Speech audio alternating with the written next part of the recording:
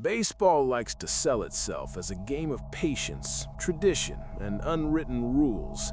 But beneath that surface, there has always been a darker layer. Not chaos, not random violence. Dirty play in Major League Baseball has evolved in stages, from reckless emotional outbursts to calculated systems designed to harm opponents while staying within the shadows of legality. This is a hierarchy. 7 levels. Each step represents a different relationship with intent, control, and consequence. We start at the bottom. At the lowest level, dirty play is impulsive and obvious. It happens when emotion overrides discipline. A classic example is Jonathan Papelbon. Throughout his career, Papelbon repeatedly crossed the line when frustration took over. The most infamous moment came in 2015 when he choked teammate Bryce Harper in the Nationals' dugout after an argument escalated. On the field, Papelbon was also known for aggressive mound behavior and retaliatory pitches that stemmed more from anger than intent. Another example is Carlos Zambrano, whose emotional volatility produced repeated ejections, dugout outbursts, and confrontations with teammates and umpires. Zambrano's actions were never strategic, they were reactions. At this level, players aren't trying to cause long-term harm. They lose control, explode, and deal with the consequences immediately. Umpires intervene. Suspensions are short. The damage is contained. This is the lowest tier of dirty play, driven by ego and temper rather than planning. The second level introduces physical danger without long-term calculation. Chase Utley represents this tier. His late slide into Ruben Tejada during the 2015 NLDS fractured Tejada's leg and effectively ended his season. Utley claimed the slide was part of the game, but the intent was irrelevant to the outcome. The injury forced MLB to reevaluate and tighten slide rules at second base. Another example is Pete Rose, whose collision with catcher Ray Fosse in the 1970 All-Star Game shattered Fosse's shoulder. The game itself was an exhibition. The collision was unnecessary, but Rose treated it as war. Players at this level understand the risk and accept it.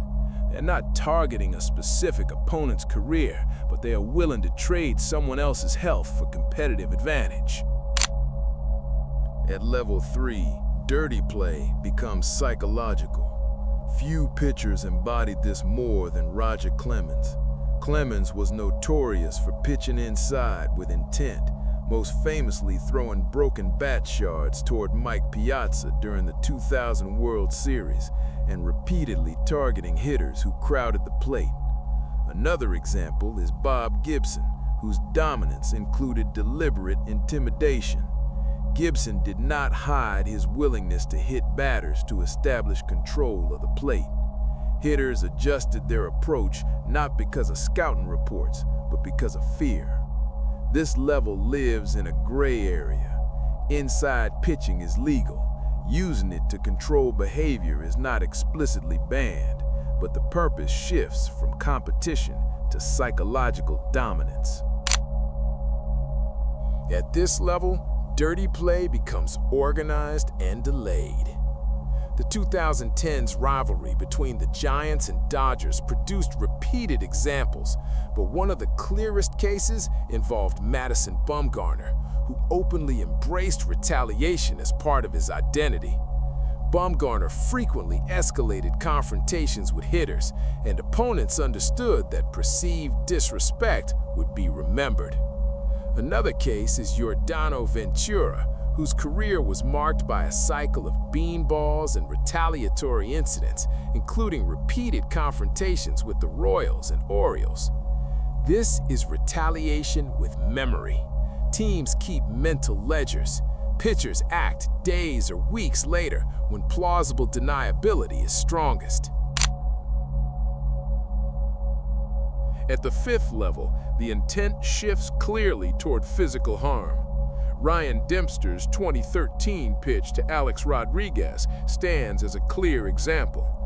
Dempster threw multiple inside pitches before finally hitting Rodriguez, despite warnings. The pitch served no strategic purpose beyond retribution. Another example is Ugueth Urbina, whose on-field reputation for violent retaliation mirrored his later criminal behavior. Even before his legal downfall, Urbina was known for dangerous, targeted pitches when he felt disrespected. At this level, the justification of playing the game the right way collapses. The goal is to hurt, not to compete. This level moves beyond individual actions and into coordinated systems. The most prominent example is the 2017 Houston Astros sign-stealing scheme. Using video feeds, trash can signals, and internal coordination, the Astros created an environment where pitchers were attacked with information they had no way to counter. Hitters like Jose Altuve, Carlos Correa, and Alex Bregman benefited. Pitchers across the league paid the price, often without knowing why their careers were unraveling. This was not a momentary lapse. It was repeatable, structured, and designed to avoid detection. The highest level of dirty play is embedded in the system itself. The steroid era represents this tier.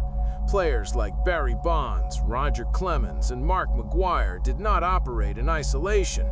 They thrived in an environment where enhanced performance became a prerequisite for survival.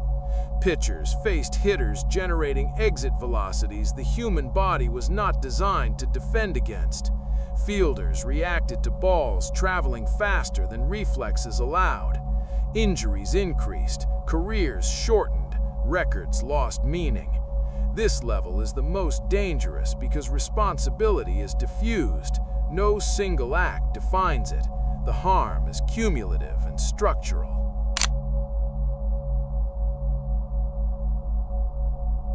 Dirty play in MLB did not vanish, it adapted. As rules tightened and scrutiny increased, intent moved underground. What once happened in plain sight became systemic, coded, and harder to confront. The history of baseball shows that when winning becomes absolute, accountability is always the first casualty.